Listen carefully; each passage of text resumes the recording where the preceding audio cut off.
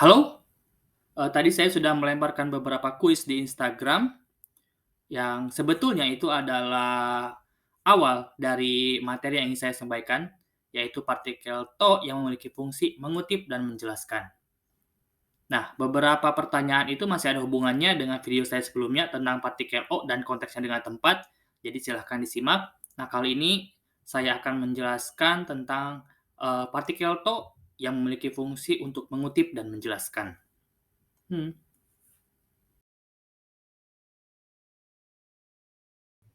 Halo, kali ini saya akan menjelaskan tentang partikel to yang memiliki fungsi mengutip dan menjelaskan. Ketika kita berbicara tentang partikel to, yang memiliki fungsi mengutip dan menjelaskan, tentu dua kata kerja pertama yang akan kita ingat adalah omoimas dan iimas, memikirkan, berpikir, atau mengatakan, atau mengucap. Tetapi sebetulnya masih ada banyak kata kerja lain yang dapat kita gunakan untuk konteks ini, walaupun memang tidak semua. Nah, beberapa di antaranya adalah kizukimas, menyadari atau sadar, shimas, melakukan, kikoemas, terdengar atau kedengaran, nayamimas, galau atau bingung, sutaimas, menyampaikan, kakimas, menulis, kikimas, mendengarkan, kanggaimas, memikirkan atau mempertimbangkan, dan lain-lain. Nah, untuk memahami partikel to yang memiliki fungsi mengutip dan menjelaskan, saya akan menyajikan beberapa atau mungkin banyak contoh sebelum kita akhirnya menarik kesimpulan tentang kapan kita menggunakan partikel to ketika kita ingin menjelaskan atau mengutip sesuatu. Contoh pertama, ada omoimas, kanojo, kirei da. Kira-kira mana yang menggunakan partikel to dan mana yang tidak menggunakan partikel to? Kanojo, kirei da. Yap, kanojo omoimasu. Kirei da to omoimasu. Dalam hal ini kita menggunakan partikel o ketika kita memikirkan objek. Nah, objek di sini yang kita pikirkan adalah kanojo. Pertama, ketika kita menggunakan partikel o, objek tersebut kelas katanya harus kata benda ya. Dan di sini kanojo kelas katanya adalah kata benda. Kanojo omoimasu. Memikirkan dia. Nah, kita menggunakan partikel to ketika kita ingin menjelaskan isi, atribut, sifat, atau konten yang melekat atau yang berkaitan dengan objek tersebut. Dalam hal ini adalah sifat yang dimiliki oleh kanojo. Misalkan salah satunya adalah kireida. Karena saya meyakini bahwa kanojo, istri saya, ya kan, itu cantik. Makanya saya menggunakan kireida sebagai contoh. Kireida to omoimasu. Saya pikir istri saya cantik. Atau menurut saya istri saya cantik. Kireida to omoimasu. Nah, selanjutnya adalah iimasu. Aisatsu otsukare-sama desu. Aisatsu o iimasu. Otsukare-sama desu to iimasu. Aisatsu itu kata benda, objek dari iimasu. Aisatsu o iimasu, mengucap salam. Nah, dalam bahasa Jepang ada banyak redaksi atau ada banyak salam. Misalkan ohayo gozaimasu, konnichiwa, konbanwa, termasuk juga otsukare-sama desu. Jadi, partikel to di sini adalah menjelaskan redaksi, isi, konten, atribut dari salam tersebut. Bunyinya otsukare-sama desu. Otsukare-sama desu to iimasu. Mengucapkan otsukare-sama desu. Selanjutnya ada kangaemasu. Mempertimbangkan atau memikirkan. Ryugaku, Nihon ni ryugaku shitai. Ryugaku wo kangaemasu. Saya mempertimbangkan atau memikirkan kuliah di luar negeri. Nah, atribut yang melekat dari kuliah di luar negeri tersebut salah satunya adalah Nihon ni ryugaku shitai to kangaemasu. Bentuk keinginan ya. Saya ingin kuliah di Jepang. Saya ingin kuliah di Jepang. Nihon ni ryugaku shitai to kangaemasu. Selanjutnya, sutaemasu. Aisatsu. Yoroshiku. Aisatsu wo sutaemasu. Menyampaikan salam. Nah, ketika kita menyampaikan salam, oleh si penyampai, salamnya seperti apa, bunyinya seperti apa. Nah, ketika kita ingin menjelaskan bunyi atau salam, redaksi salamnya seperti apa, kita menggunakan partikel to. Seperti yang saya tadi bilang juga bahwa di dalam bahasa Jepang ada banyak salam ya. Nah, salah satunya mungkin teman-teman sering juga dengar redaksi Yoroshiku to osutai kudasai. Yep, Yoroshiku di sini adalah keterangan dari aisatsu tersebut. Yoroshiku to sutaimasu, menyampaikan yoroshiku, salam. Yoroshiku to sutaimasu, menyampaikan salam. Bunyinya seperti apa? Yoroshiku. Yoroshiku to sutaimasu, menyampaikan salam yang berbunyi yoroshiku. Selanjutnya, kakimasu. Tegami no aisatsu. Haikei. Kakimasu, menulis. Tegami no aisatsu wo kakimasu. Menulis salam pada surat. Tegami no aisatsu wo kakimasu. Menulis salam pada surat. Nah, ketika kita menulis salam di surat, apa yang kita tulis? Aksara apa yang kita tulis? Redaksinya seperti apa yang kita tulis sebagai salam tersebut? Nah, seperti yang teman-teman ketahui juga, kalau haikei adalah salam yang kita gunakan ketika kita menulis surat. Oleh karena itu, partikel to di sini menuliskan apa yang kita tulis sebagai salam di surat tersebut. Haikei to kakimasu. Saya menulis haikei. Ketika saya menulis salam di surat. Haikei to kakimasu. Menulis haikei. Next. Kikimasu. Mendengarkan. Chokai mondai. Dan Hai. Chokai mondai o kikimasu. Chokai mondai o kikimasu. Mendengarkan soal chokai. Bayangkan saja ketika kita mengikuti JLPT, tentu kita bakal mendengarkan chokai ya. Chokai mondai o kikimasu. Mendengarkan soal chokai. Nah, apa yang kita dengar di soal tersebut gitu? Redaksinya seperti apa? Bunyinya seperti apa gitu? Ketika kita ingin menjelaskan bunyi atau misalkan redaksi dari chokai mondai atau soal chokai yang kita dengarkan pada saat ujian JLPT, disitulah kita bisa menggunakan partikel to. Misal saja ini ya, ketika kita mengerjakan JLPT di bagian section chokai, kita mendapati suara Nah, ketika kita ingin menjelaskan hal tersebut, kita bisa menggunakan partikel to. To kikimasu. Saya mendengarkan bunyi atau suara gitu. Ketika bagian chokai, tentu.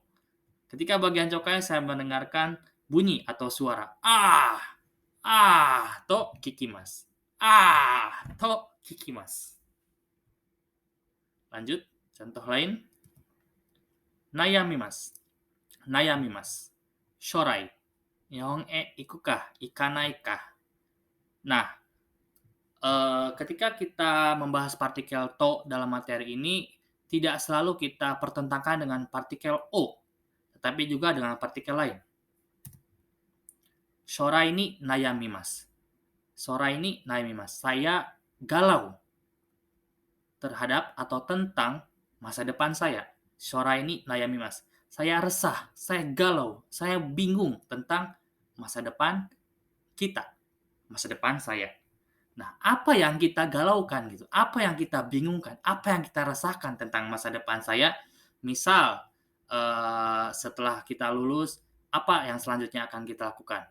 Misal kalau kita bawa konteksnya ke bekerja atau kuliah di Jepang, Nihon iku kah? Ikanai kah?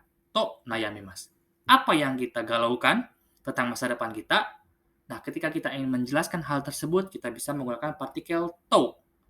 Nihon iku kah? Ikanai kah? To nayamimasu. Saya galau, saya resah, saya bingung.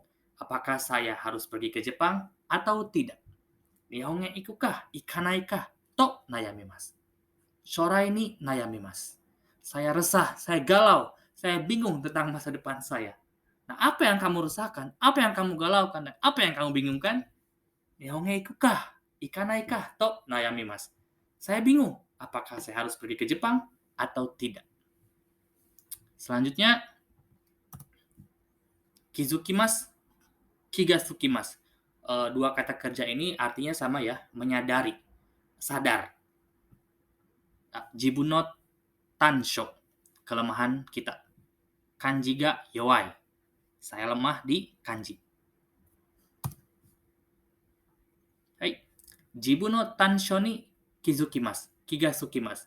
Saya menyadari tentang kelemahan saya. Jibun no tansho ni kizukimasu, kigatsukimasu. Saya menyadari tentang kelemahan saya atau kekurangan saya. Nah, apa kekurangan kamu itu apa? Apa yang kamu sadari gitu? Kekurangan seperti apa? Kelemahan semacam seperti apa yang kamu sadari? Nah, untuk menjelaskan hal tersebut, kita bisa menggunakan partikel to. Lagi dan lagi, partikel to. Misal, salah satu hal yang kamu sadari bahwa terdapat kekurangan atau kelemahan di dalam diri kamu adalah kanji ga yowai. Saya menyadari itu ya. Kanji ga yowai. Kanji ga yowai itu kizukimasu. Kanji ga yowai itu kigatsukimasu. Saya menyadari gitu kalau saya itu lemah di kanji. Kanji ga yowai itu kizukimasu. Kanji ga yowai itu kigatsukimasu. Saya menyadari kalau saya itu lemah di kanji. Jibun no tansho ni kizukimasu. Kigatsukimasu. Saya menyadari bahwa saya menyadari atau sadar terhadap kelemahan dan kekurangan saya. Nah, apa kekurangan kamu dan apa kelemahan kamu? Kanji ga yowai to kizukimasu. Kanji ga yowai to kigatsukimasu. Saya sadar kalau saya itu lemah di kanji. Selanjutnya ada kikoemasu. Terdengar atau kedengaran. Akacang no nakigoe. Akacang no nakigoe. Suara tangisan bayi. Ea, ea. Nah, akacang no nakigoe ga kikoemasu. Terdengar suara tangisan bayi. Terdengar suara tangisan bayi. Nah, seperti yang saya bilang tadi itu bahwa tidak selalu partikel to ini diperkenalkan dengan partikel o, tetapi juga dengan partikel lain. Seperti tadi, misalkan dengan partikel ni dan sekarang dengan partikel ga. Akacang no nakigoe ga kikoemasu. Tergantung kata kerja seperti apa yang kita gunakan. Akacang no nakigoe ga kikoemasu. Terdengar atau kedengaran suara tangisan bayi. Nah, ketika kita ingin menjelaskan bunyi atau suara tangisan bayi itu seperti apa, kita bisa pakai partikel to. Ambil contoh bahwa kita sama-sama tahu bahwa suara tangisan bayi itu seperti ea, ea, ea. Nah, ketika kita ingin menjelaskan suara tersebut, kita bisa pakai partikel to. Ea, ea, to kikoemasu. Terdengarnya itu seperti ea, ea. Terdengar ea, ea. Kedengaran ea, ea. Ea, to kikoemasu. Lanjut. Kimarimashita. Shikembi. Ujian ya, hari ujian. Shiken wa raisu no getsuyobi. Jadi hari ujiannya itu adalah hari Senin minggu depan. Ini tadi keluar di salah satu kuis yang saya tampilkan. Tetapi yang di kuis tersebut itu bentuk kata kerja transitif, kimemasu, memutuskan. Nah, kalau kimarimashita itu adalah bentuk intransitif. Sudah diputuskan. Situasi menjelaskan situasi di mana sesuatu sudah diputuskan, sudah ditetapkan gitu. Shikembi ga kimarimashita. Hari ujian sudah diputuskan, sudah tetap, sudah diambil keputusan tentang hari ujian. Shikembi ga kimarimashita. Hari ujian sudah ditetapkan. Nah, kira-kira ketika kita ingin menjelaskan hari ujiannya kapan, Nah, itu kita bisa menggunakan partikel to. Shiken wa Raisu no Getsuyobi to kimarimashita. Sudah diputuskan kalau hari ujiannya itu adalah hari Senin minggu depan. Nah, jadi si Raisu no Getsuyobi ini merupakan informasi yang melekat pada si Kembi tersebut. Ujiannya sudah diputuskan. Kapan? Raisu no Getsuyobi. Si Kembi wa Raigetsu no Getsuyobi to kimarimashita. Sudah diputuskan bahwa hari ujian tersebut adalah hari Senin minggu depan. Ya kan? Lanjut, masih ada ya. Ini kagayakimasu. Kagayakimasu.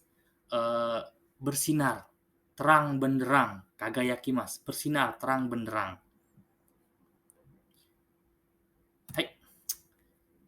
Kanojo ga kagayakimasu. Dia bersinar, dia terang benderang. Iya kan? Misalkan istri saya terang benderang. Kagayakimasu, bersinar. Kanojo ga kagayakimasu. Cuman ketika kita ingin menjelaskan situasi atau keadaan atau informasi lebih tentang istri saya yang bersinar, misal kita contoh ingin memberi informasi tentang bahwa istri saya tuh bersinar tuh cemerlang gitu, kelap-kelip, cemerlang, terang benderang gitu. Kita bisa menggunakan partikel to untuk menjelaskan informasi tambahan tersebut. Misal kanojo ga kira-kira to kagayakimasu. Jadi dia bersinar dengan kelap-kelip, terang benderang, kira-kira. Nah, dalam hal ini kita bisa tarik kesimpulan bahwa kata yang dikutip atau kata yang dijadikan keterangan tambahan pada partikel to ini bisa juga berbentuk onomatope. Ya, kira-kira itu onomatope. Kanojo ga kira-kira to kagayakimasu. Jadi istri saya itu terang benderang, bersinar secara terang benderang. Kanojo ga kira-kira to kagayakimasu. Tapi kalau hanya kita ingin menjelaskan bahwa istri atau dia itu cuma terang benderang, itu cukup menggunakan partikel ga. Kanojo ga kagayakimasu. Ketika kita menambahkan informasi atau situasi bagaimana cara dia bersinar atau bagaimana cara dia terang benderang, kita pakai partikel to. Kanojo ga kira-kira to kagayakimasu. Dia bersinar, berkelap-kelip. Kagayakimasu, terang benderang, bersinar. Kagayakimasu, kagayakimasu. Nah, selanjutnya, selanjutnya, sakebimasu, berteriak. Sakebimasu, berteriak. Ogoe, suara besar, suara kencang. Omae ga suki desu. Omae ga suki desu. Ogoe de sakebimasu. Kita ambil contoh Wandia Kung. Wandia Kung berteriak dengan suara kencang. Wandia Kung wa atau Wandia Kung ga ogoe de sakebimasu. Wandia berteriak dengan suara yang kencang. Ketika kita ingin menjelaskan apa yang dia teriakan dengan suara kencang tersebut, kita bisa menggunakan partikel to. Misal, situasinya adalah Wandia sedang nembak seorang cewek yang entah namanya siapa. Omae ga suki desu. Omae ga suki desu. Itulah yang diucapkan Wandia kepada cewek tersebut. Maka kita bisa menggunakan partikel to untuk menjelaskan perkataan atau teriakan yang dilakukan Wandia ketika menembak seorang cewek tersebut. Wandia kung ga atau Wandia kung wa omae ga suki desu to sakebimasu. Wandia berteriak omae ga suki desu. Omae ga suki desu. To sakebimasu. Wandia berteriak omae ga suki desu. Selanjutnya. Oh, udah. Nah, dari beberapa atau cukup banyak contoh yang tadi, mari kita ambil kesimpulan ya ketika kita ingin menggunakan partikel to yang fungsinya mengutip dan menjelaskan. Pertama, mari kita bahas bentuk. Bentuk di sini adalah apakah dia kata benda atau kata kerja, apakah bentuk biasa atau bentuk mas. Nah, kalau misalkan dilihat dari contoh-contoh yang saya sajikan adalah bahwa yang menjadi isi